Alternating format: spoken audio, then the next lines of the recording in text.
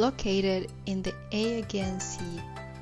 Kos is an island of only 37,000 inhabitants. Join me for the next 9 minutes to discover what I did in 24 hours in the island of Kos. I rented a car at the airport and I drove 30 minutes to Kefalos. It's up the hill, it's very small, but it's very magical. It has really nice places and the streets are very narrow. I was walking there just to get to know the place and most of anything to have lunch. I was starving. I found this very unique restaurant which is run by an elderly couple that they cook everything themselves. They serve the tables themselves. And for 25 euros, they will have a flat menu with all of the beer and wine that you can have. As I was driving a car, there was no wine for me. I'm also a vegetarian, so I couldn't take a full advantage of the menu, as you can see.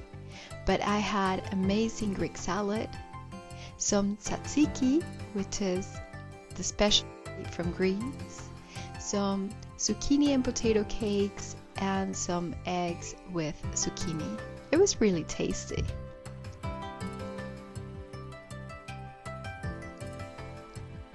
I walked a little bit up the hill and I saw this beautiful church in the middle of nowhere. I just found it very, very charming. Then I drove another 15 minutes to Paradise Beach. Paradise Beach is one of the most touristic places inside of the island. But as I didn't have enough time to do the secret gems of the island, I just went there, and to my surprise, it is paradise. The roads in Kos are mostly unpaved, so if you really want to go to all of the hidden spots, I recommend you to get one of these. These are between 60 and 80 euros a day.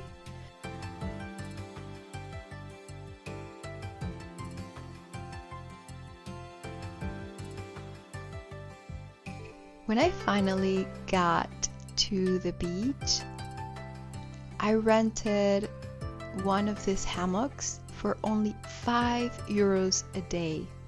And you can bring your own drinks and your own food, and highly recommend to bring your own book as well. The sand in this place is perfect. And the water, it's so clear that you can see these colorful little fish just swimming around. It's a shame that none of them came to the shore when I was filming. The water is quite low, so you need to walk fairly 3 to 5 minutes for the water to go until your shoulders. But you can definitely feel the peace in this beach and the connection.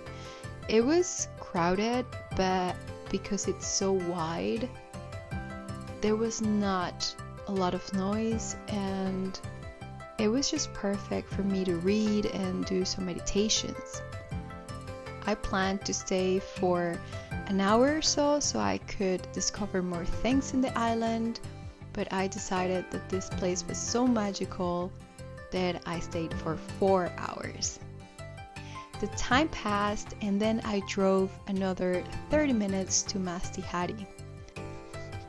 Being facing the north, it is an amazing spot to watch the sunset.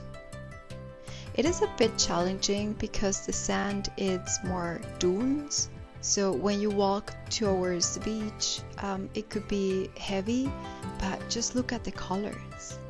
I sat down, I did some sun gazing, some gratitude meditation, and I just felt the connection with the island.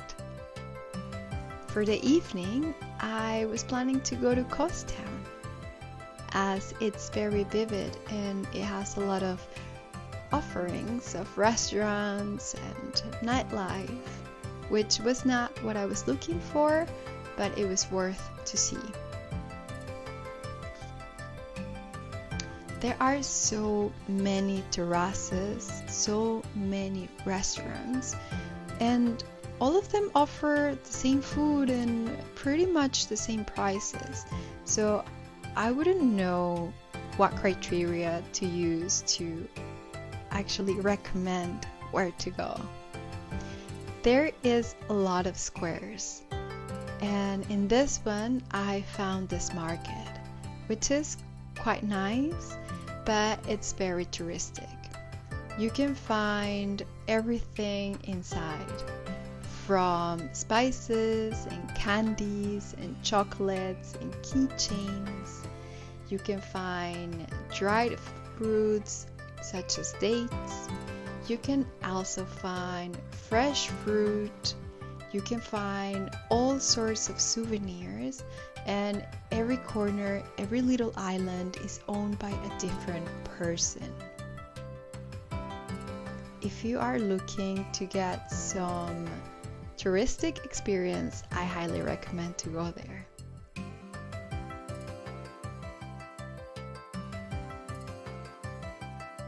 I was there at the beginning of September, so it was not that crowded. I kept walking and I reached the port. It was a shame that it was during the evening, because you have a lot of Roman ruins, and there at the bottom you can see the castle, and all of this is better with the sunlight. According to the mythology of Greece, Kos is the sacred land of Asclepius, the god of healing. Archaeological findings have proven that the history of this island starts from prehistoric times, from the Bronze Age, from the year 2900 before Christ. And you can definitely feel it. I really got the energy from the island, and I was to do a lot of meditation and to do a lot of connection with the ocean, with the ground, and it paid off. Lots of things got unblocked in my life after this short trip. Lastly, I visited the most famous street in the center of Kos. You can find all sorts of souvenirs, handmade soaps, shampoos, cosmetics, bars. So if you're looking for a souvenir for someone, this is definitely the place. One funny thing about Greece, and also from Turkey, from this side of the world, is the amount of cats that you can see in the streets. They're the real owners of the island. I got so tired from such a long day, so I decided to call it at night. Next morning, I drove for 10 minutes to Agios Fokas to watch the sunrise. This happened around 6 in the morning. This place is full of high-end resorts, and it's just so pretty and so magical, so peaceful.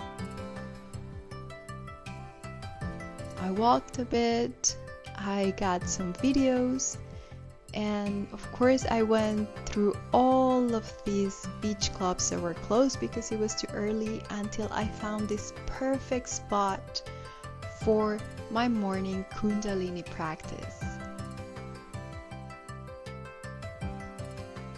By the time I finished my practice, it was already daylight, and I was wishing that I could have another day to enjoy this amazing beach, but unfortunately it was time for me to go to the airport. I really hope that you have the chance to visit Kos, because this island has a lot of things to offer. Thanks for watching.